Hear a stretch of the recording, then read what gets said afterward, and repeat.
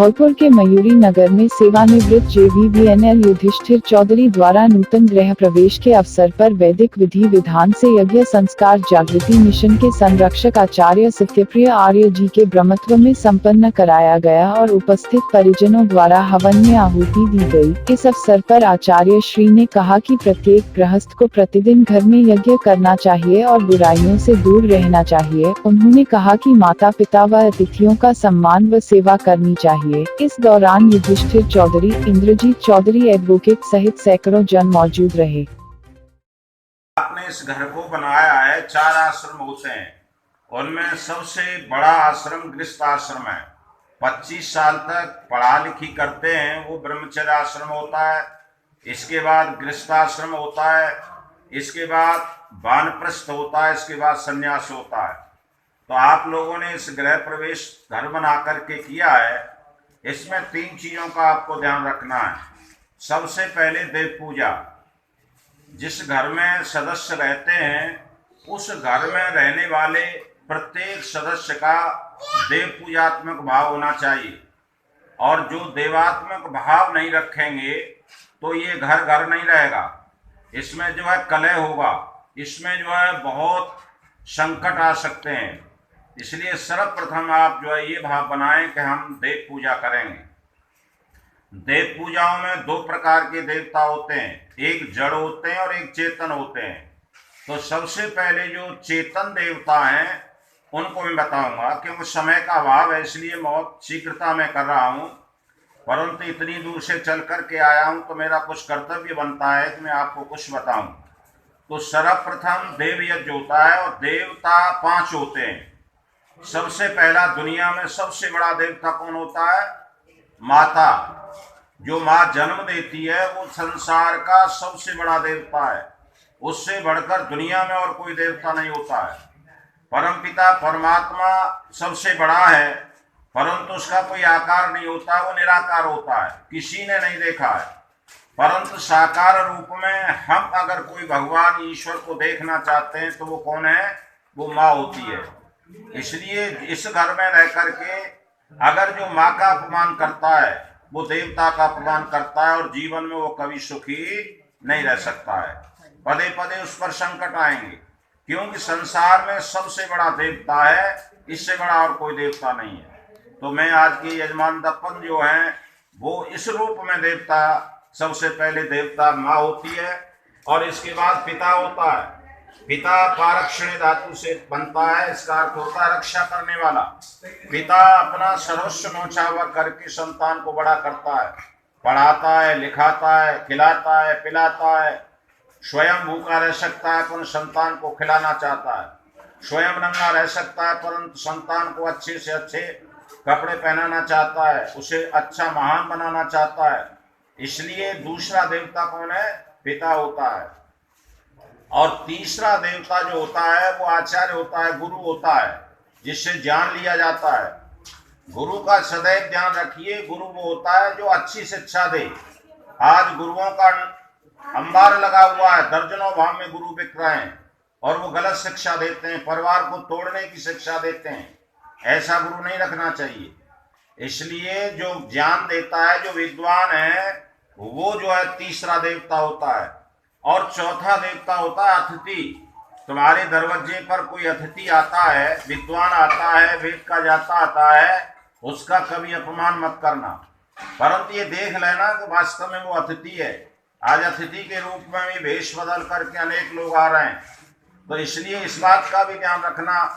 तो चौथा देवता हमारा अतिथि होता है, और 5वां जो देवता होता है वो पत्नी के लिए पति होता है और पति के लिए पत्नी होती है। पत्नी के लिए संसार में सबसे बढ़कर देवता पति होता है। अगर जो पत्नी गुरु के बहकावे में आकर के आज ऐसे गुरु हो रहे हैं जो अधिकांशतः जो है गलत रास्ते पर हमें ले जाते हैं, और पत्नी जो है भटक जाती है, महिलाएं अधिकांशतः भावुक होती हैं, भटक जाती हैं।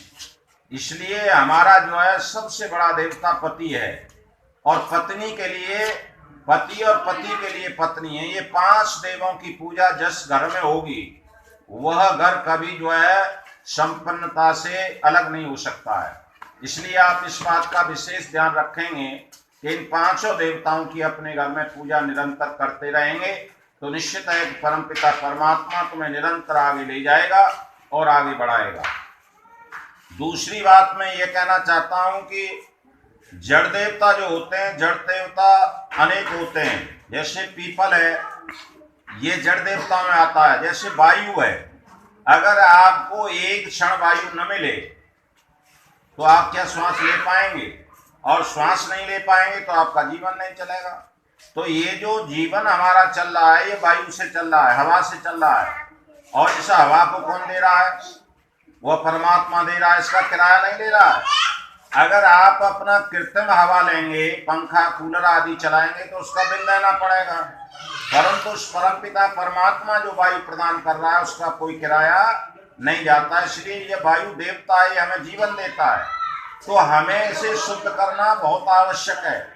हम जो है जितना प्रातः से लेकर सायंकाल तक जितनी हम गंदगी करते हैं, अपने शरीर से गंदगी निकालते हैं, वैसे गंदगी करते हैं, और उसके बदले में अगर हम वायु को शुद्ध नहीं करते हैं तो हम पाप करते हैं। इसलिए ऋषियों ने यह विधान किया है कि प्रत्येक गृहस्थ को प्रातः और सायं ये हवन करना चाहिए। इस हवन से वायु शुद्ध होती है।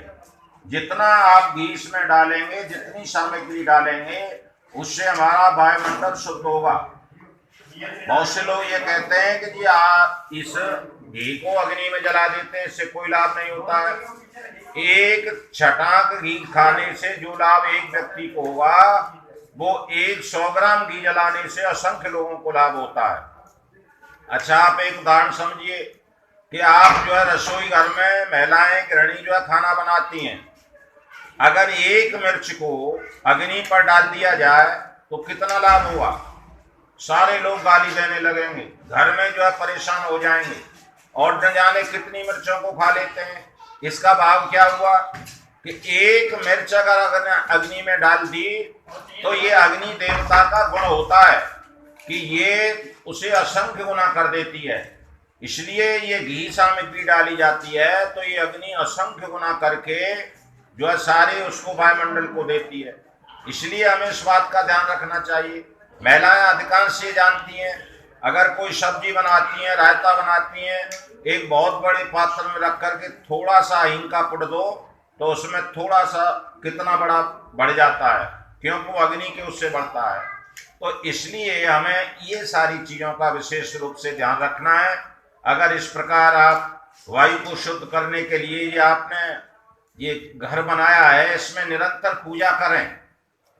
अभी बलवैष्ण देव की दशावती लगाई है, तो इस बात का ध्यान रखें कि आपके परिवार में नित्य प्रत, पहले तो माताएं करती थी, जब भोजन बनाती थी तो एक चंदिया जिसे बोलते हैं, एक रोटी गाय या अतिथि के लिए जरूर बनाते थे। जब अलग निकाल के रख देती थी तब किसी को खाना देती थी। आज वो परंपरा चली गई है। इसलिए ये सारी चीज़ों को आप अपने जीवन में लाने का प्रयास करेंगे और निरंतर ये व्रत लें आप कि हम जो है बिना हवन किए, अर्थात बिना ईश्वर का नाम लिए हम जो है भोजन नहीं करेंगे। सब बिठाओ, बच्चों को अच्छी अच्छी शिक्षा दो, ये सारे काम करो। अभी आपने बोला धर्म मर्यादा पर तज कर लाभ दें संसार को, ये मर्यादाएं होती हैं। अगर कोई व्यक्ति शराब पीता है तो मर्यादा तोड़ता है। अगर कोई व्यक्ति जो है बीड़ी पीता है, हुक्का पीता है, चंडू, चरस, अफीम, गांजा, सिगरेट, ये सारी चीजें मर्यादा तोड़ने की होती हैं। उस जीवन में, उस परिवार में कभी सुख शांति नहीं मिल सकती है। इसलिए इस बात का ध्यान रखें। और मैं तो यहाँ तक कहता हूँ महिलाओं को इस विशेष ध्यान रखना चाहिए। जिसका बेटा, जिसका पति शराब पीता है, मांस खाता है, बीड़ी सिगरेट पीता है, उसको रोटी देना बंद करो। उसे प्रयास करो कि वो सरलता से, सहजता से अपने जीवन को अपनाए। तो मैं ज्यादा न कहता हुआ आज यही अनुरोध करता हूँ, परमात्मा से प्रार्थना करता हूँ कि आज के यजमान दंपत की सभी कामनाएं पूर्ण होंगी। और आप जो है चावल ले लीजिए, यहाँ जितने लोग